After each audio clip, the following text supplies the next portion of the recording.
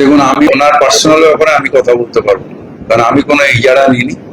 আমার কেএমসি রুলসটা বলার দরকার ছিল, আপনাদের জানিয়ে দিই। রাজ্যে রাজনৈতিক পালাবদলের পর নতুন রাজ্য সরকার তথা নতুন সরকারের মুখ্যমন্ত্রী শুভেন্দু অধিকারী দুর্নীতি ইস্যুতে জিরো টলারেন্স নিয়েছেন। একের পর এক তৃণমূলের নেতা নেত্রীরাই দুর্নীতি ইস্যুতে গ্রেপ্তার হচ্ছে। তবে সবচেয়ে বেশি তৃণমূলের যে নেতার বিরুদ্ধে এই দুর্নীতির অভিযোগ, তিনি হলেন তৃণমূলের সেকেন্ড ইন কমান্ড তথা তৃণমূলের সর্বভারতীয় সাধারণ সম্পাদক সাংসদ অভিষেক বন্দ্যোপাধ্যায়। এখন বিষয় হলো, অভিষেক বন্দ্যোপাধ্যায়ের বিরুদ্ধে যে ভুরি ভুরি অভিযোগ উঠছে সেগুলো একটিও কিন্তু এখনো প্রমাণিত নয়, সবই তদন্ত সাপেক্ষ বা অভিযোগের স্তরে রয়েছে। ফলে তৃণমূলের তরফ থেকে বলা হচ্ছে, হাতি যখন কাদায় পড়ে টিকটিকিতে ওলাতি মারে, অর্থাৎ অভিষেক বন্দ্যোপাধ্যায়ের উপর নতুন রাজ্য সরকার বা বিজেপি রাজনৈতিক প্রতিহিংসা চরিতার্থ করতে চাইছে। অন্যদিক থেকে বিজেপির তরফে খুব স্বাভাবিকভাবেই অভিষেক বন্দ্যোপাধ্যায়কেই দুর্নীতি ইস্যুতে কাঠগড়ায় তোলা হচ্ছে। বিষয়টি এখনো তদন্ত সাপেক্ষ। আগামী দিন অভিযোগ প্রমাণিত হয় কি না হয় সেদিকে আমাদের তাকিয়ে থাকতে হবে। এখন বিষয় হলো, অভিষেক বন্দ্যোপাধ্যায়ের বেশ কিছু সম্পত্তির হদিশ নাকি পাওয়া গিয়েছে। এটা শুভেন্দু অধিকারী রাজ্যের মুখ্যমন্ত্রীও বলছেন, বিজেপির অন্যান্য নেতা নেত্রীরাও বলছেন এবং বিভিন্ন সংবাদ মাধ্যমে সে বিষয়গুলি বেরিয়ে আসছে। এবারে অভিষেকের যে দুটি সম্পত্তি নিয়ে সবচেয়ে বেশি কথা হচ্ছে, একটা হলো তার মার নামে কালীঘাট রোডে যে বাড়িটি রয়েছে সেটি, এবং আরেকটি হলো 188A হরিশ মুখার্জি রোড, যেটা সবাই জানেন শান্তিনিকেতন বিল্ডিং বলে পরিচিত। এবং এই দুটি সম্পত্তির ক্ষেত্রেই নাকি কলকাতা পুরসভা ভেরিফাই করে দেখেছে এই দুটি বিল্ডিংয়ের অনেক ক্ষেত্রেই অবৈধ নির্মাণ আছে, অর্থাৎ পুরসভার নিয়ম না ভেঙে নির্মাণ হয়েছে, এবং তার জন্য নাকি প্রয়োজনীয় নোটিশ অভিষেক বন্দ্যোপাধ্যায়কে পাঠানো হয়েছে। সেই অবৈধ অংশটুকু ভাঙার কথা বলা হয়েছে, যদি অভিষেক বন্দ্যোপাধ্যায় নিজে থেকে না ভাঙেন তাহলে পুরসভা সেটা ভেঙে দেবে। আবার গতকাল থেকে আরও একটি বিষয়, বিশেষ করে সোশ্যাল মিডিয়ায় এবং মেইনস্ট্রিম মিডিয়ার একটি অংশ থেকে বলা হচ্ছে, 19D 7 ট্যাঙ্ক রোড, কলকাতা 7,30,000 এই ঠিকানায় নাকি অভিষেক বন্দ্যোপাধ্যায়ের একটি সম্পত্তির হদিশ পাওয়া গিয়েছে, যে সম্পত্তিটি আবার জনৈক সায়নী ঘোষের সঙ্গে নাকি অ্যামালগামেশনে রয়েছে, অর্থাৎ যৌথ সম্পত্তি অভিষেক বন্দ্যোপাধ্যায় এবং সায়নী ঘোষ। কিন্তু সেই সায়নী ঘোষ কি তৃণমূলের যাদবপুরের সাংসদ সায়নী ঘোষ? সেই অভিষেক বন্দ্যোপাধ্যায় কি তৃণমূলের সর্বভারতীয় সাধারণ সম্পাদক ডায়মন্ড হারবারের সাংসদ অভিষেক ব্যানার্জি? সেটা নিয়ে কিন্তু এখনও স্পষ্ট করে কেউ কিছু বলতে পারেনি। কিন্তু অদ্ভুতভাবে বা কাকতালীয়ভাবে ওই 19D 7 ট্যাঙ্ক রোড, কলকাতা 7,30,000 এই ঠিকানায় যে বাড়িটি রয়েছে সেটা জনৈক অভিষেক বন্দ্যোপাধ্যায় এবং সায়নী ঘোষের নামে রয়েছে। বিষয়টি চাউর হওয়ার পর বিভিন্ন মহলে বিভিন্ন আলোচনা হচ্ছে। সেই জায়গা থেকে তৃণমূল কংগ্রেসের তরফ থেকে অফিসিয়ালি টুইট করে এবং সোশ্যাল মিডিয়ায় জানানো হয়েছে, এরকম কোনো সম্পত্তি নাকি অভিষেক বন্দ্যোপাধ্যায়ের নামে নেই। এটা সম্পূর্ণভাবে রটনা চলছে এবং কালিমালিপ্ত চলছে অভিষেক ব্যানার্জি সায়নী ঘোষের নাম নিয়ে। অন্যদিকে সায়নী ঘোষ অর্থাৎ যাদবপুরের তৃণমূল সাংসদ, তিনি নিজেও সোশ্যাল মিডিয়া এবং টুইট করে লিখেছেন, ওই ঠিকানা, ওই যে বললাম 19D 7 ট্যাঙ্ক রোড, কলকাতা 7,30,000, এখানে যে সম্পত্তির কথা বলা রয়েছে, যেটা অভিষেক বন্দ্যোপাধ্যায় এবং সায়নী ঘোষ নামক কারুর নামে আছে, সেই সায়নী ঘোষ নাকি তিনি নন, তার সঙ্গে এই সম্পত্তির বা এই জনৈক অভিষেক ব্যানার্জির কোনো সম্পর্ক নেই। এবং সেই জায়গা থেকে তৃণমূল কংগ্রেসের তরফে তৃণমূলের দুই বিধায়ক, ফিরহাদ হাকিম রাজ্যের প্রাক্তন মন্ত্রী এবং বর্তমানে কলকাতা পুরসভার মেয়র, এবং বেলেঘাটার তৃণমূল বিধায়ক তথা তৃণমূল মুখপাত্র কুণাল ঘোষ, তারা বিধানসভায় সাংবাদিক সম্মেলন করে এই পুরো বিষয়গুলি নিয়ে স্পষ্ট করে দিয়েছেন। কুণাল ঘোষ পার্টি লাইনে গিয়ে অর্থাৎ তৃণমূল কংগ্রেসের মুখপাত্র হয়ে ওই যে জনৈক অভিষেক ব্যানার্জি এবং সায়নী ঘোষের নামে যে যৌথ সম্পত্তির হদিশ পাওয়া গিয়েছে বা যেটা নিয়ে খুব আলোড়ন তৈরি হয়েছে, সেটা নিয়ে তিনি ব্যাখ্যা দিয়েছেন। আবার রাজ্যের প্রাক্তন মন্ত্রী, তৃণমূল বিধায়ক এবং কলকাতার মেয়র ফিরহাদ হাকিম এই যে অভিষেক বন্দ্যোপাধ্যায়ের যে বাড়ি বা সম্পত্তিগুলি নিয়ে কলকাতা পুরসভার তরফে যে নোটিশ দেওয়া হয়েছে, সেটা নিয়ে তিনি তার মতো ব্যাখ্যা করেছেন।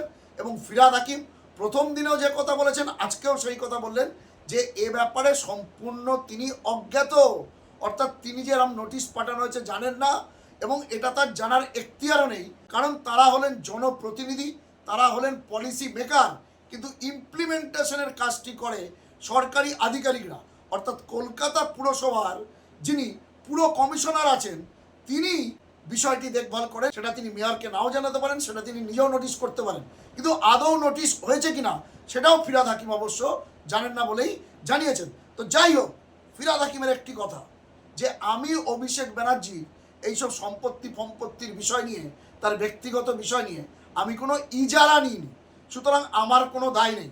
যদি নোটিশ পাঠিয়ে থাকে সেটা পুরসভার পুরো আধিকারিকদের ব্যাপার, মেয়রের জানার কথা না, মেয়রের এখতিয়ার না। আর যদি নোটিশ পাঠিয়ে না থাকে সেটাও তার জানার কথা না, কারণ এ বিষয়ে তার সঙ্গে অভিষেক বন্দ্যোপাধ্যায়ের কোনো কথা হয়নি বা সেই নোটিশও তিনি দেখেননি। আমি প্রথমেই শুনিয়ে দেবো ফিরহাদ হাকিম কি বলছেন অভিষেক বন্দ্যোপাধ্যায় এই কোড অ্যান্ড কোড বেআইনি সম্পত্তি সংক্রান্ত বিষয় নিয়ে তার যুক্তি বা তার ব্যাখ্যা।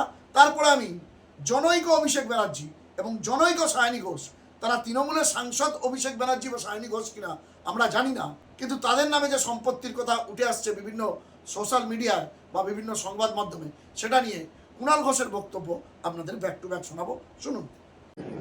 দেখুন, আমি ওনার পার্সোনাল ব্যাপারে আমি কথা বলতে পারবো না, কারণ আমি কোনো ইজারা নিইনি। আমার কেএমসি রুলসটা বলার দরকার ছিল, আপনাদের জানিয়ে দিই।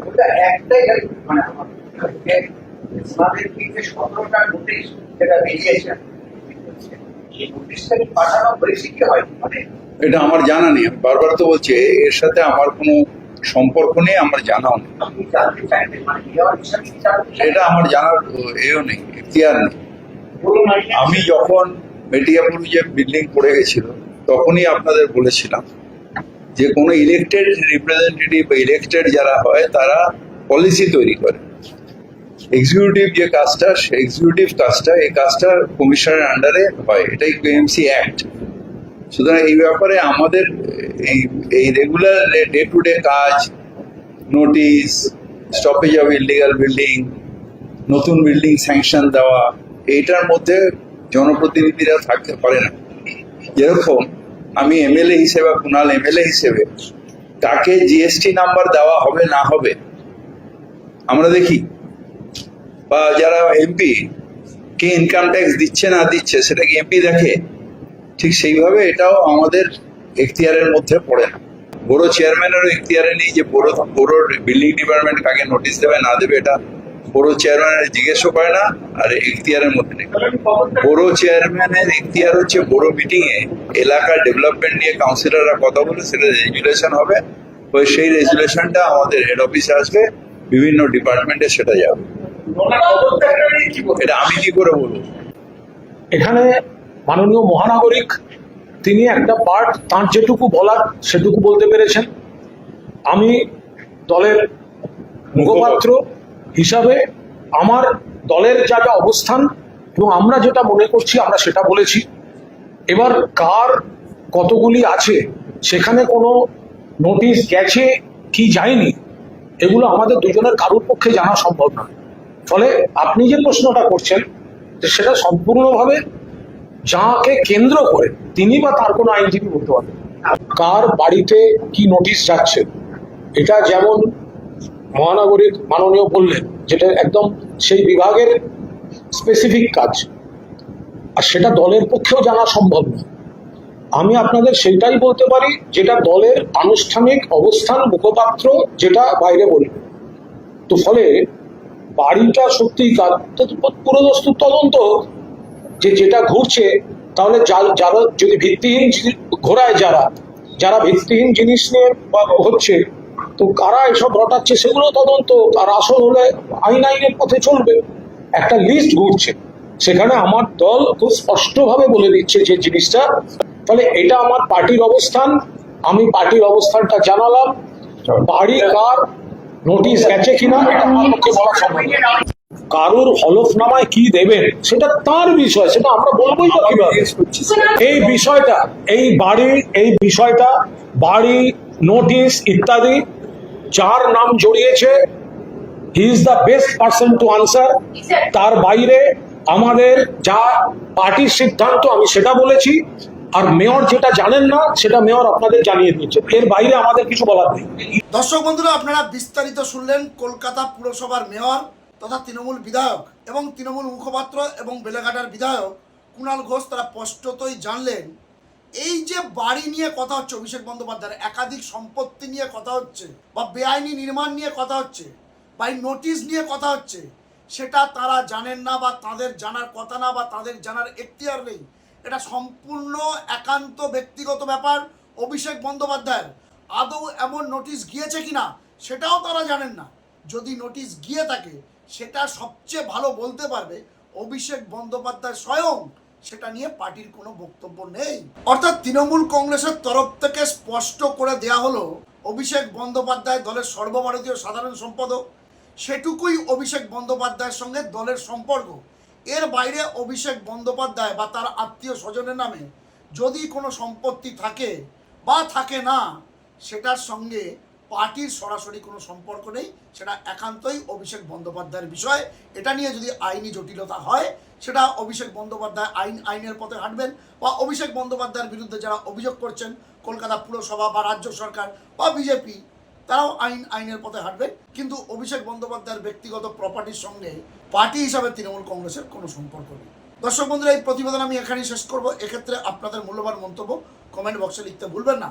আপনাদের গুরুত্বপূর্ণ মতামত ও পরামর্শ খবর আলো সম্রাট ইউটিউব চ্যানেলকে আরও সমৃদ্ধ করবে। ভালো থাকবেন, সুস্থ থাকবেন, সতর্ক থাকবেন। খবর আলো সম্রাট ইউটিউব চ্যানেলের সঙ্গে থাকবেন। নমস্কার।